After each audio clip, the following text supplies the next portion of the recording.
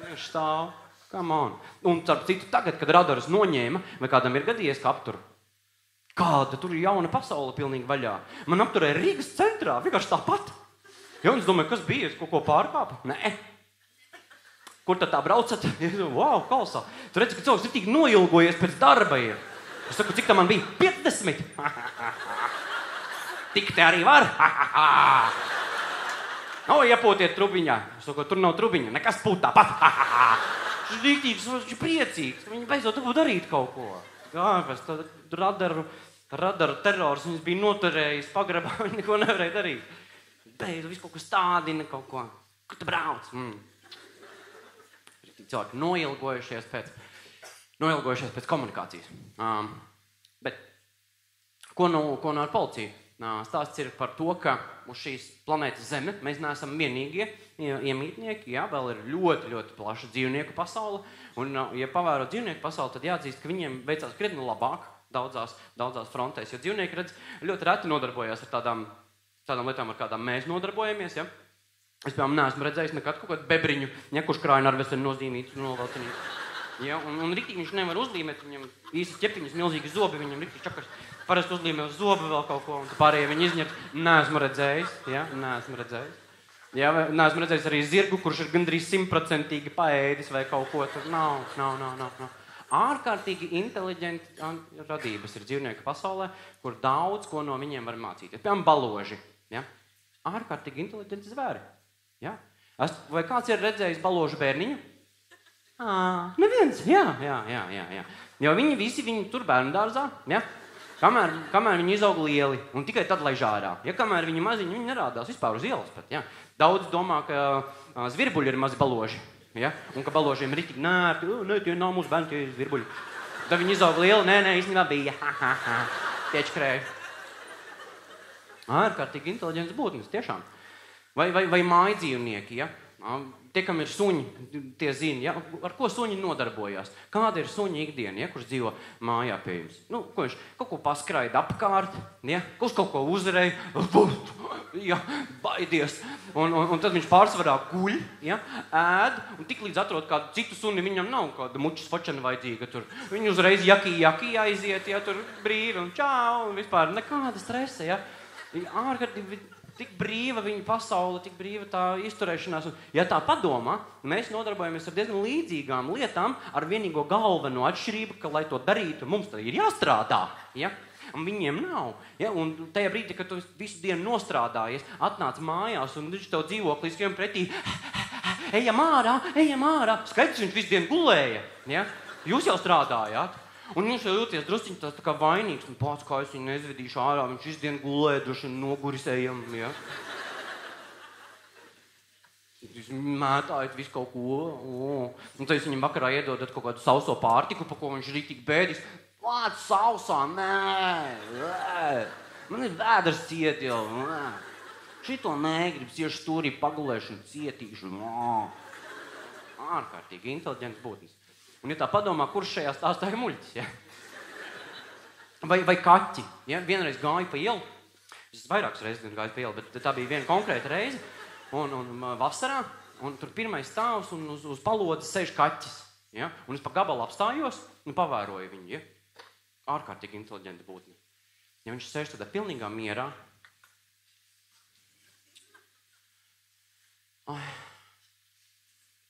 come on, sarunājām 3. Jau 5 pāri. Kāda jēga vispār sarunāt? Un ko tas pajolt lūru? Droši vien domā, nes ko kaķīts domā. Pa pelītēm. Zini, ārkārtīgi inteliģenti. Tiešām. Šeit, ka tur nav nekādu šaubu. Viņam ir pilnīgi viss dzīvē skaidrs. Viņš zina precīzi, ko viņš darīs tagad, ko viņš darīs nedaudz vēlāk. Tur viņam nav nekādu milzīgu pārdomu. Ja, man liekas, ka vienīgā reize, kad dzīvnieki nonāk tādā cilvēkam līdzīgā stāvoklī, ir tā, kad dzīvnieks nonāk uz ceļa. Ja, es redzēju, lapsa, piemēram, nonāk uz ceļa, viņi cilvēkā uzreiz. Pagaid, es jau veju uz turien, vai es jau nāku apakaļ? Pagaid, uz kurien seju? Ko es tā atnācu? Kas šis ir? Tā.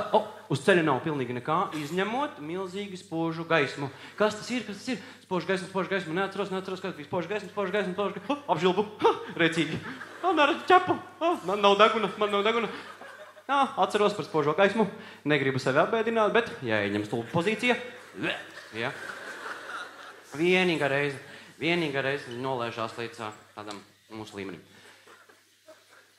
Lai vai kā, esam pietuvojušies apaļajam vārdam, un beigās gribētu kaut ko filozofisku, jo es ticu, ka jūs nācāt uz šejieni, droši vien gaidījāt kādu filozofijas graudu, jo, man liekas, tā ir tā pirmā asociācija, kas nāk cilvēkam prātā dzirdot vārdu salikumu Jānis Skutelis, uzreiz nāk filozofija. Un, jā, par visu šo domājot, man pārliecība ir tāda, ka, protams, mēs saprotam, ka cilvēki dalās optimistos, cilvēki dalās pesimistos, ja, un mēs zinām arī, kāda ir galvenā atšķirība starp optimistiem un pesimistiem. Pesimisti ir cilvēki, kas zina divas lietas, ja, savukārt optimisti zina tikai vienu lietu. Optimisti zina, ka viss būs kārtībā, savukārt pesimisti zina, ka jau pagātnē viss bija slikti un vēsture atkārtojās. Ja? Un ar tām arī viņi operē. Bet, ja mēs paskatāmies apkārt, ko es redzu? Vienīgi optimisti. Ja? Lai kur nepaskatās, lai kādā iestādē nepaskatās, teiksim, ceļu pārvalde. Katru rudeni ziema pienāk, uzsniegs sniegs, vienīgi optimisti. Ja? Viņi nekad netīri, viņi taču nokusīs. Viņš nebūs mūžīgi, te nav Antarktīda, nokusīs, beidziet. Ja?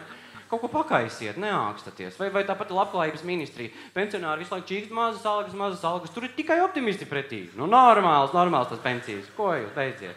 Te viņi priecīgi ir. Vai pagājušajā gadā es tam devos ceļojumā apkārt pasaulē, milzīgs ceļojums ar prāmi uz Stokholmu.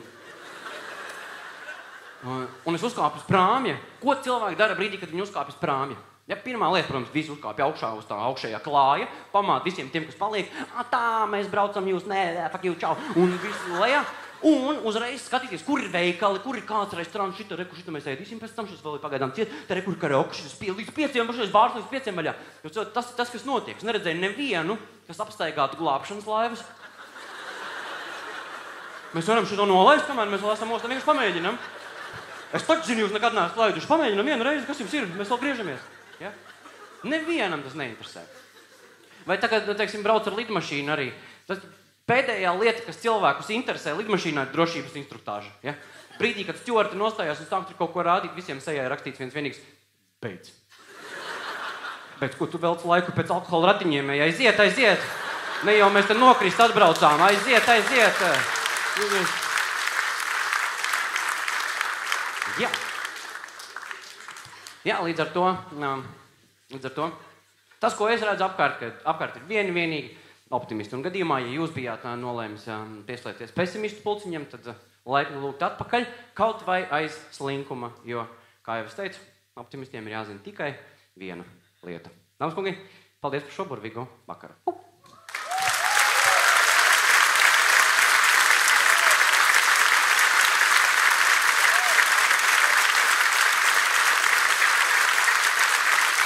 Paldies!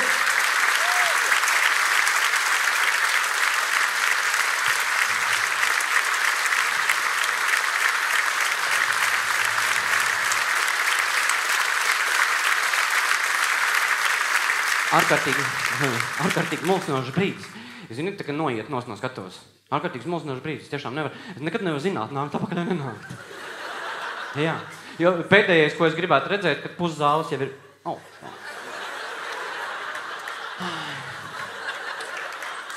Kas tev vēl tur ir? Jā. Es labāk neiešu. Beidziet. Es vienkārši neiešu nost, un visi, jo tagad es noiešu nost, man atkal būs jādomā, vai nākt vēl vai nenākt. Es vienkārši palikšu te.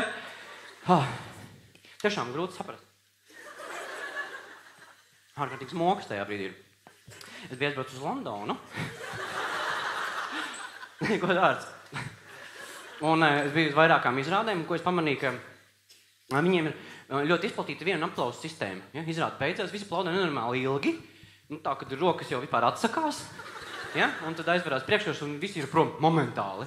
Aktieri vēl nav nogājuši no skatuves, kā zālē nevien nav vairs jau. Baigā ātrie. Tad savstarpēji sapratnes lieta. Tad iet prom, neiet vai es uz atvedām gribētu par sapratni nedaudz, jo man liekas, sapratni tā ir lieta, pie kā mēs varam piestrādāt, un lieta, kas mums ārkārtīgi palīdzēs savstarpēji sadzīvot. Jo sapratnē ir kaut kāds, sapratnes pasaulē Tu kaut kādi pārpratumi, ja, kur cilvēki netiek īsti līdz galam, kāds saka kaut ko, kāds nesaprot. Es viņam redzēju vienreiz raidījumu pa televizoru, viens no tiem padomu raidījumiem, ja. Ja tu visu laiku esi kaut ko tur zādis un slepkavojas, un tev vairs nav ideja, kā vēl, tu tur ir tādi padomu raidījumi. Nu, tie Krimināli informa un degpunktā, jā, kur viņi jaunas features kaut kāds parāda, kā vēl, reku kā dara purčkā, pasties kā tie, ko tu nemāki neko vairs. Jā, tā ir mana sajūta, protams, skatoties šos raidījumus. Es pieņemsim vienu redzēju tādu Krimināli informa, kur bija tiešām, par to vien arī bija, ka tur bija stāsts par jauniešiem kaut kur dziļi Krievijā, ko viņi dara? Ja? Viņi tikuši pie narkotikām. Kādā veidā? Viņi ir aizgājuši uz aptieku, nopirkuši bezrecepšu medikamentus, tad aiziet uzskaitījumus, kādus precīzi viņi nopirka, tad viņi aiznesuši uz mājām un pagatavojuši lūk šādā secībā. Ja? Mana sajūta bija, paga blociņš, kur tu skrien? Ja, ir rītīgi smuki izstāsta visu, ja? Un tagad visa Krievija plašā var beidzot tik pie paštaisītām narkotikām. Es ļoti labi. Un vienā no tādiem raidījumiem es redzēju izteikt labu piemēru par sapratnes trūkumu. Ja? Tur bija stāsts par sievieti, kas ir nogalinājusi savu vīru, ja? Un pie viņas bija atbraukuši žurnālisti, un viņai bija tieši tādi normāls noskaņojums. Viņa domāja, pastāstīšu, ja? Un ne jau vakar nogalināja, zin kā. Un viņai prasa, kā tur bija, un viņa stāsta. Es sēžu virtavē un rīvēju kāpostus, ja? Skābēšanai. Ja? Ienāk vīrs, viņš aiziet pie galda, uz galda stāv trauks ar ķimenēm. Viņš pagrāb ķimenes, iebāž mutē un iet prom. Es saku, nerī ķimenes, man tak skābēšanai vajadzēs. Un viņš tur, un aiziet projām, ja. Pēc kaut kāda brītiņa viņi turpina rīvēt, vīrs akal ienāk virtuvē un akal iet un pagrāb ķimenes. Un sieva viņam saka, nerī ķimenes, taču man vajadzēs taču skābēšana, nebūs ķimenes, ko pielikt klāt. Un viņš, un aiziet projām. Pēc brītiņa viņš akal ienāk virtuvē un jau cierē uz ķimenes, saka, nerī ķimenes, viņš paņem ķimenes, viņu nodūru. Jā, bet 3 reizes pateica. Es teicu, ko? Kā? Un pats pēc tam būs nelaimīgs, teiks, negaršīgi kaposti bez ķimenēm, ja? Pats čīkstēs pēc tam. Ja? Skaidrs piemērs. Liels piemērs par absolūtu sapratnes trūkumu. Vēl viens piemērs, aizvadītajā gadā vasarā es biju uz piena svētkiem, ir tāds klubs piens, un viņi rīko piena svētkus. Viss kaut kas tur notiek pa dienu, cilvēki kaut ko tirgo, paēst, izballēties, apstīties dažādus koncertus. Un šajā reizē tur notika arī Leļu teātra Umka. Leļu teātra Umka izrādes vecstāvis rādīšana. Ja, un es ieraudzīju tur milzīgs melns plakāts, apakšā lieliem burtiem rakstīts, ka tu nav 18, tu vispār tuvumā nenāc. Ja tur rītīgi lamāsies, es biju dzirdējis, ka visu izrādu lamājās, ja es aizgāju apstījos, ļoti patika. Tiešām visu laiku lamājās. Man liekas, tas bija super. Un tur tiešām milzīgs brīdinājums, ja, ka bērniem šis tiešām nav bērniem. Bet izrāda ir Leļu un notiek pa dienu. Ja. Un loģiski, kad izrāda sākās, tur ir mātes ar bērniem, visi smuks sasādušies gaiņos. Leles būs, ja. Un tad iznāk tas vecstāva lomas atveidotājs ar to savu leli. Viņam galvā tā laupītāja tā maska ar tām acīm. Tas draudzīgs bērniem čalis iznāk.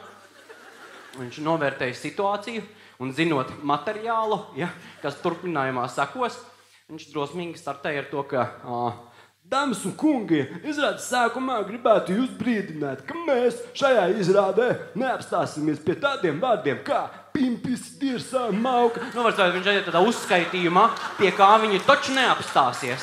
Ja? Un es tajā brīdī pilnīgi saprotu, kas tagad notiks. Visas mātes un ķers bērnus un muks projām. Kas tev dos? Nē. Viņas domāja, tie joko, ja?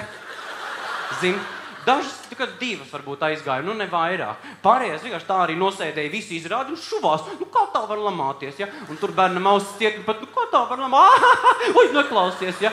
Bērns iespiests padusē, pat pārrēkusies visu izrādi. Acīm redzams piemērs par savstarpējās izpratnes trūkumu. Dāmas kungi, ļoti ceru, ka mēs šokar viens otru labi sapratām. Ceru, ka jūs labi pavadījāt laiku un atpūtāties. Ziniet, gribētu kaut ko poētisku. Beigās ir cilvēki, kam patīk skatīties tekošā ūdenī, ir cilvēkam patīk skatīties ugunī. Es esmu no cilvēkiem, kam ļoti patīk skatīties cilvēkos, kas smējās, un ja smējās latvieši. Man liekas, liela diena. Paldies jums!